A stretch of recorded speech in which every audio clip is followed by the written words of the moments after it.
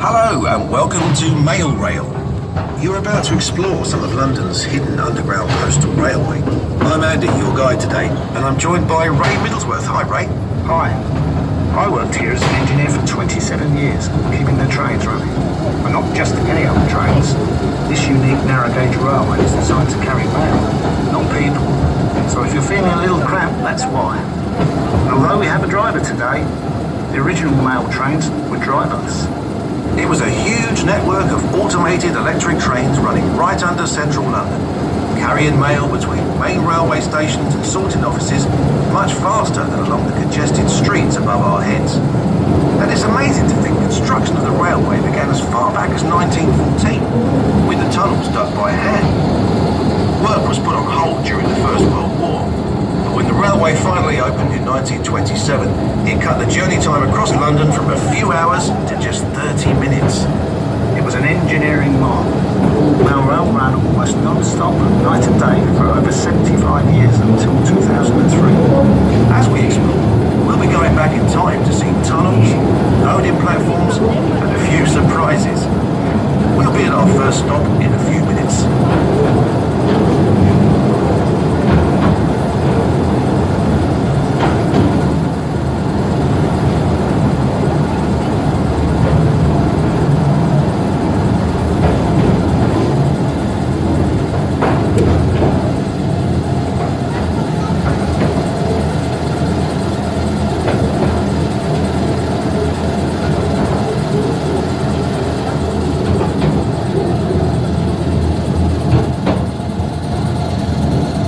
Spot some sandbags just then. Ray, could you tell us about that? Sandbags on the line. That's called the sand drag. That's a pile of sand on the track designed to stop runaway trains. If they run down that hill, you just come down and catch them.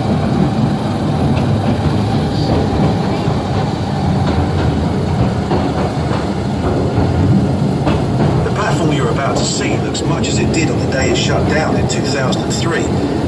Ray, can you describe it for us? When mail rail was running, this platform would be a hive of activity. You'd see people playing darts between the trains arriving, guys conversing back and forth and wheeling work up and down. It was a noisy and lively place to work. Ray's going to tell you more about life working on the railway as we take a trip down memory lane through the many decades of mail rail.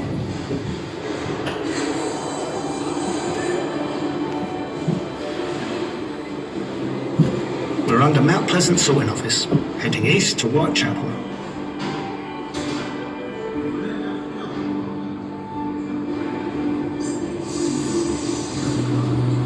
It was hard work down here, but we all thought we were part of something important. There was enormous team spirit.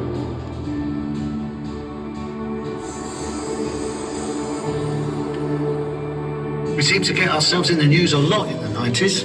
It didn't hurt that Bruce Willis made a film down here called Hudson Hawk.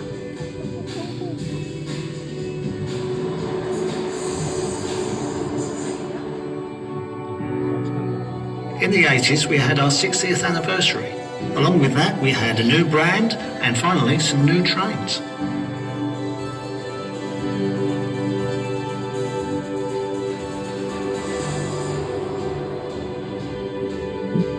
I'll tell you two things that sum up the 70s. Postcodes made life a lot easier, and strikes made life not so easy.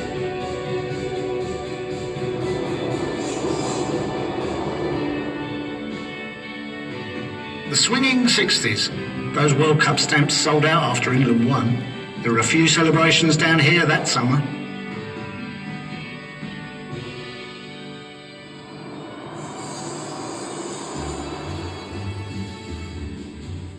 In the 50s, air travel became much more common, and so did airmail, and that meant even more of it travelled along mail rail.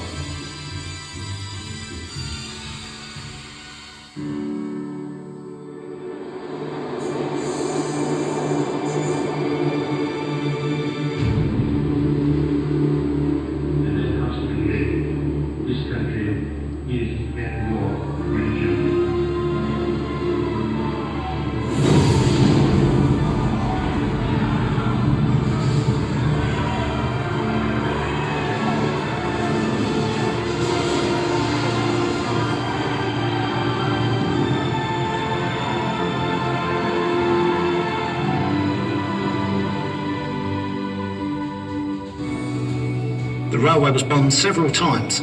This station suffered the most damage when it was hit in 1943. Amazingly, the railway was back up and running the very next day. That reflected how vital the railway had become.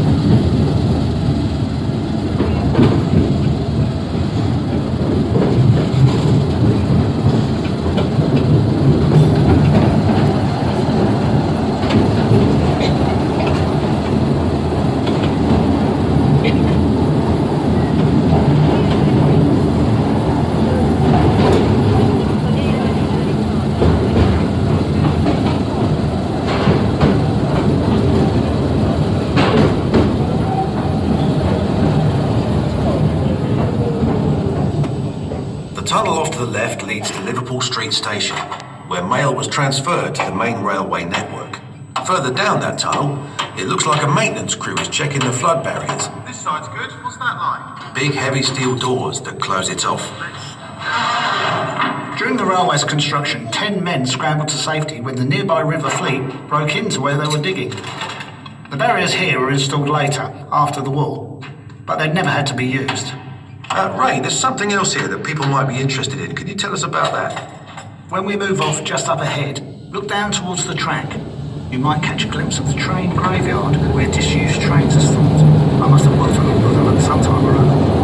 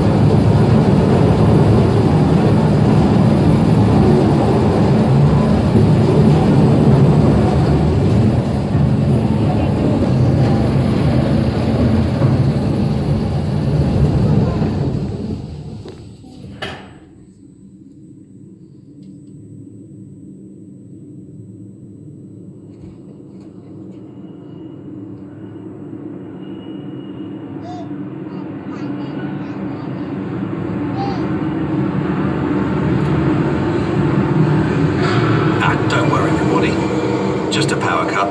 Ray, can you explain? Power cuts happen from time to time when the railway was operational. We could draw power from the next station along to keep everything running. And of course, us guys in the engineering teams have always kept the trains and track in good order. Okay, on we go.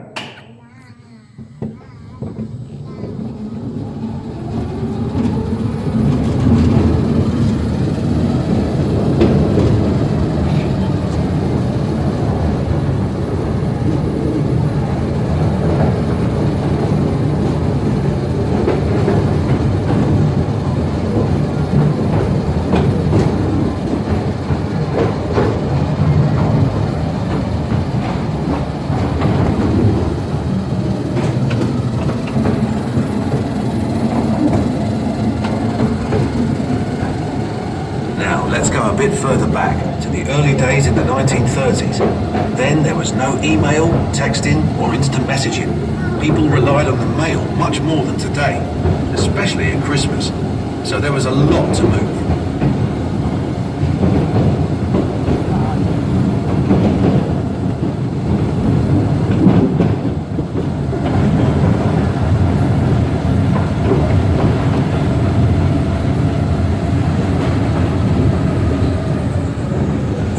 Trainloads of mail arrived at every station, every few minutes, with less than 60 seconds to unload and reload. Let's follow a few of those letters. This is the Colonel. He's writing to the BBC. This is Kathleen. She's keeping in touch with her sweetheart in the Navy. And this is Mary. Her letter is very special because it's going to, ho ho ho, Father Christmas. Darling bird, I can't tell you how sad I am that you're not coming over for Christmas. That Navy has a lot to answer for. I will keep mine to go to the Admiralty office and give them what for. To the Director General, British Broadcasting Corporation, I have recently purchased a television apparatus and feel compelled to inquire as to whether you are planning to broadcast moving pictures of the King's speech on Christmas Day. Dear Father Christmas, it's me again, Mary Reardon. I wrote to you last year, if you remember. I asked for a puppy, but you bought me a doll's house instead. But I do still really want a puppy.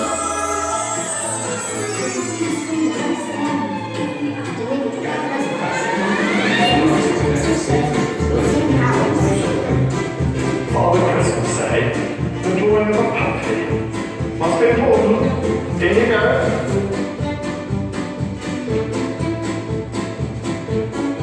Here we go again. Very slow. Coming through.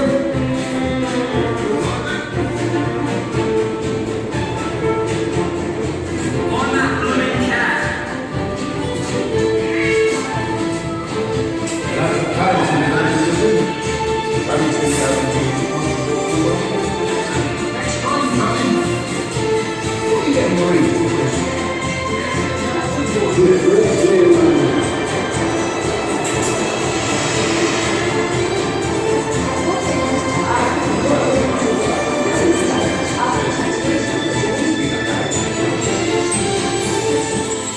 Must go now, or I shall be late for work.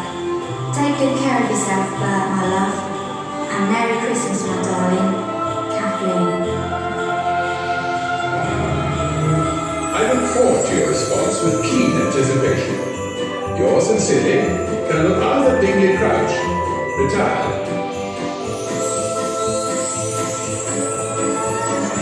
Perhaps this year will be a bumpy year for puppies. I hope so. If there are any spare ones, I will be very grateful for one. Wishing you a very happy Christmas. Mary Reardon. So those 3 letters travelled along mail rail and got delivered quickly and safely. You could say that mail rail was the beating heart of the British postal system.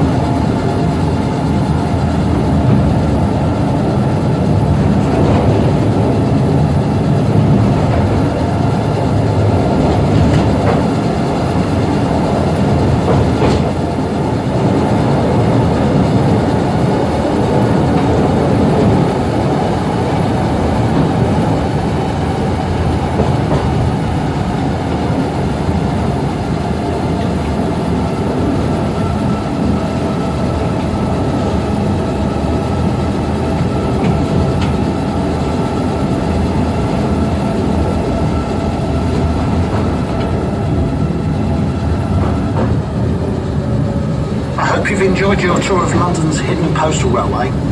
It was unique, and I love being part of the great team keeping the railway running. We hope you'll enjoy exploring the rest of the exhibition just as much.